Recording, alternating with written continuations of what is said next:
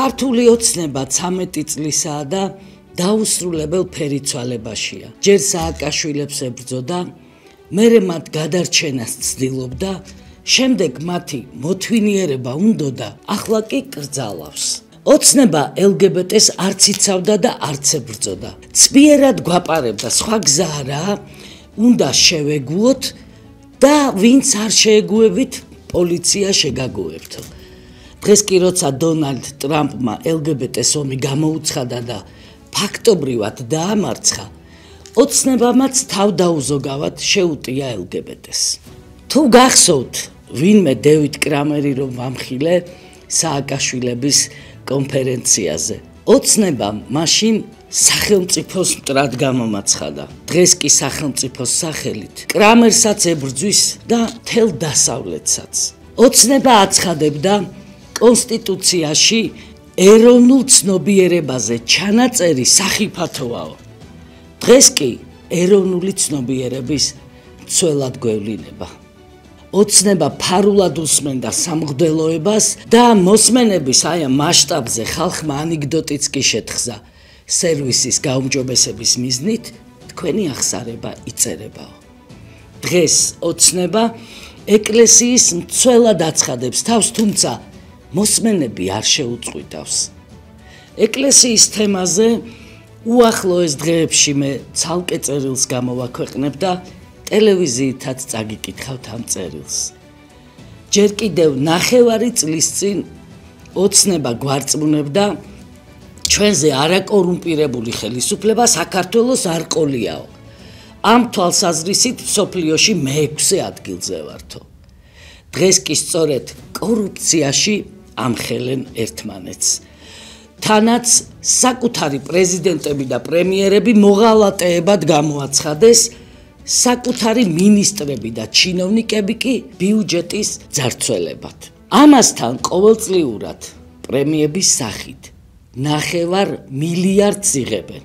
კორუფციასთან მებრძოლმა კობახიძემაც ჩინოვნიკებს 9 მილიარდის პრემიები დაურიგა და თავის ბიზნესმენებს 1 მილიარდის სახელმწიფო შესყიდვები გაუფორმა. ბატონყმობის ეპოქაში ბატონები, ანუ ფეოდალები, ერთდროულად ჩინოვნიკებიც იყვნენ და ბიზნესმენებიც. თანამდებობაც მათ ეკავათ, ბიზნესიც მათი იყო, ქონებასაც ისინი ფლობდნენ და მოსახლეობაც დამონებული ყავდათ. ნუ თუ ვერ ვამჩნევთ, რომ ჩვენი სახელმწიფო ფეოდალიზმს დაუბრუნდა. 5 წელია ვამბობ, რომ ჩვენი დეპუტატების, მინისტრების, მოსამართლეების, მოკლედ დიდი თუ პატარა ჩინოვნიკების უმრავლესობა ფეოდალია. ნუ რა თქმა უნდა ყველა არა, მაგრამ უდიდესი ნაწილი ნამდვილად ფეოდალია და ისინი ჩვენი ქართველი ხალხის დამონებას ცდილობენ. აი ომის ვეტერანს შიმშილით სული ძვრება დღეს და მხოლოდ 100 ლარიანი დახმარება აქვს. მასწავლებელს 8 თაობა რომ აღზარდა 400 ლარიანი პენსია აქვს. ჩინოვნიკს მლიქნელობის გარდა არაფერი რომ არ გაუკეთებია თავის ცხოვრებაში, ხელფასი 16,000 ლარი აქვს. მოკლედ აი ასეთია ახალი ფეოდალების სახელმწიფო. ვითომ ეროვნული, ვითომ პატრიოტული, ვითომ დემოკრატიული, ვითომ თავისუფალი და ვითომ ხალხზე მზრუნველი, ვითომ დამოუკიდებლობის დასაცავად მებრძოლი. ყველაფერში ვითომ. ფერიცვალება და ხუთმაგი სტანდარტი ეს სწორედაც რომ ივანიშვილის მართვის სტილია. მაგრამ მოგეხსენებათ კადრებზეც ბევრი რამეა დამოკიდებული. მარგველაშვილმა, ზურაბიშვილმა, გახარიამ და მრავალმა სხვამ სათანადოდ ვერ აუღეს ალღო ივანიშვილის მართვის სტილს. ღარიბაშვილმა ალღო აუღო, თუმცა ყველაფერს მაინც კახურად, ანუ ალალად ხარშავდა, აზრებსაც პატრიოტულს გამოთქვამდა და ეს ოცნებას პატრიოტული ძალის სახეს უნარჩუნებდა. ირაკლი კობახიძეს ივანიშვილმა სხვა როლი დააკისრა. აი სწორედ კობახიძე გვიხსნიდა, რომ კონსტიტუციაში ეროვნულ ცნობიერებაზე ვერაფერს ვერ ჩავწერთ. სწორედ კობახიძე პირადად მე მარწმუნებდა, რომ კოჰაბიტაცია და სააკაშვილების გადარჩენა ქვეყანას ჭირდება. თან მეუბნებოდა ეს ივანიშვილის დავალებაო. სწორედ კობახიძემ გამომაცხადა სახელმწიფოს მტრად დევიდ კრამერი რომ ვამხილე სააკაშვილების კონფერენციაზე. სწორედ კობახიძე გვესაუბრებოდა ვაშინგტონის, ბრიუსელის, სტრასბურგის თუ ვენეციის უპირატესობებზე, ავტორიტეტულობაზე. და დღეს გაირკვა, რომ ესენი თურმე არაფერს არ წარმოადგენენო. აი ამ და სხვა ფაქტებზე მე სხვა წერილებში ვისაუბრებ და გაგაცნობთ. ალბათ გახსოვთ ბიზანტიის იმპერატორის მიხეილ მესამის, რომელიც 842-867 წლებში მოღვაწეობდა მსახური სახელად ბასილი, რომელმაც მაბეზღარობით, ტყუილებით და ცილისწამებებით იმპერატორს ერთგული ხალხი შეაძულა და დააპატიმრებინა კიდეც. მეც გეტყვით, საკუთარი ბიძაც კი მოაკვლევინა. ბასილმა ისე მოაჯადოვა იმპერატორი, რომ მართვის სადავეებიც ხელში ჩაიგდო და ბოლოს თავად იმპერატორიც მოკლა. შემდეგ კი ტახტზე ბასილი მაკედონიელის სახელით ავიდა. პარალელს ვავლებთ. დიახ, ირაკლი კობახიძე ჩვენი დროის ბასილი მაკედონიელია. ის სიღრმისეულად ჩაწვდა ივანიშვილის სულს, გულს და ხასიათის თავისებურებებს.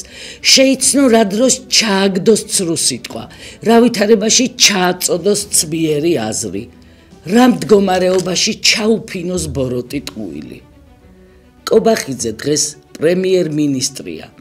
ცოტა ხნის წინ პარლამენტის თავმჯდომარე იყო, 10 წელია პოლიტიკაშია. ვინმე ამიხსნას ერთი რა არგო კობახიძემ ქვეყანას და ხალხს. ვინმე დამანახოს მისი კეთილი საქმეები.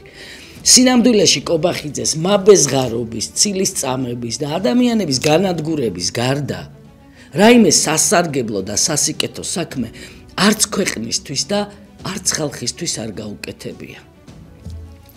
კობახიძემ მოაჯადოვა და შეიპყრო ბიძინა ივანიშვილი. 10 წლის წინ ივანიშვილს შეხვდებოდით და გადაარწმუნებდით. ის საღაზრს იზიარებდა. დღეს ხმასაც ვერ მიაწვდენთ. კობახიძე გადაგეღობებათ. კობახიძემ იმდენად მოაჯადოვა ივანიშვილი, რომ უკვე უერთგულეს ხალხს ასჯევინებს. ღარიბაშვილისთვის ივანიშვილზე დიდი ავტორიტეტი არ არსებობს და ვინც იცნობს ღარიბაშვილს, ესმის, რომ ღარიბაშვილი ივანიშვილს არასდროს უღალატებს. ეს ივანიშვილმაც იცოდა, მაგრამ ივანიშვილს აზრი შეუცვალეს და ყველაზე დიდი წვლილი ამაში სწორედ კობახიძემ შეიტანა. ამას ღარიბაშვილის დასაცავად არ ვამბობ. არამედ იმიტომ ვამბობ, რომ გავაცნობიეროთ, რაოდენ დიდი საშიშროება ამ ქვეყნისთვის ირაკლი კობახიძე. ოცნების არც ერთ პრემიერ-მინისტრს არ დავუბრუნებივართ სააკაშვილის ეპოქაში. კობახიძემ კი დაგვაბრუნა. მეტიც, საბჭოთა ეპოქაში დაგვაბრუნა. ათობით უკანონობაა დღეს დაკანონებული. მე პირადად ვიცნობ ივანიშვილს და გეუბნებით, რომ ის არ ქმნის კანონებს. ამ უკანონო კანონების ავტორი კობახიძეა და ეს კანონები რეალურად კობახიძის ძალაუფლებას აძლიერებს. სწორედ კობახიძემ გვაუწყა ტელეეკრანებიდან, რომ ქვეყანაში მხოლოდ ის პარტიები დარჩება, რომლებიც მას დაემორჩილებიან. ეს ჩემთვის არაა სიახლე, ადრეც ვთქვი და გავმეორდები, კობახიძეს ძულს ყველა, ვისაც კონკურენტად მოიაზრებს. 7 წლის წინ არ მალავდა, რომ ოცნების გარდა ყველა პარტია 5%-იანი უნდა იყოს, თანაც მისი მორჩილი. 7 წლის წინ არ მალავდა, რომ ხელოვნურად უნდა შექმნან პარტიები, დანარჩენები კი გაანადგურონ. ანუ შექმნეს მაგალითად გირჩი, პატრიოტთა ალიანსის განადგურებას კი დღემდე ცდილობენ. მასობრივი დაჭერების თვალსაზრისით კობახიძე სააკაშვილს უკვე დაეწია და მალე გადაასწრებს კიდეც.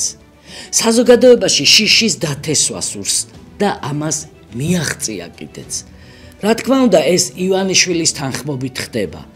მაგრამ დარწმუნებული ვარ, სააკაშვილს მერაბიშვილი და ადეიშვილი რომ არ ყოლოდა, დაჭერების მასშტაბი ოდნავ მაინც განსხვავებული იქნებოდა. ასევე დარწმუნებული ვარ, რომ კობახიძეში ერთდროულად სულდგმულობს მერაბიშვილიც, ადეიშვილიც და თავად სააკაშვილიც. სააკაშვილი თავისიანებს მაინც ინდობდა. კობახიძე კი ყველაფერზე ხელის მომწერია. ის ყველა შეგვეხება, პირადადაც შეგვეხება და ჩვენს ოჯახებსაც არ დაინდობს. კობახიძე არაერთხელ ესტუმრა ირანს. გახსოვთ ალბათ. ეტყობა იქ ძველი სპარსული სიბრძნე შეისისხორცა. სამეფო ტახტი უდაბნოში ამოზრდილ ხეს აკავს. თუ შენიანების სისხლით არ მორწყავ, გახმება. ხოდა, როგორც კი ჩვენი დროის ბასილი მაკედონიელი, ანუ ირაკლი კობახიძე ძალას მოიკრებს, არც ივანიშვილს დაიდობს.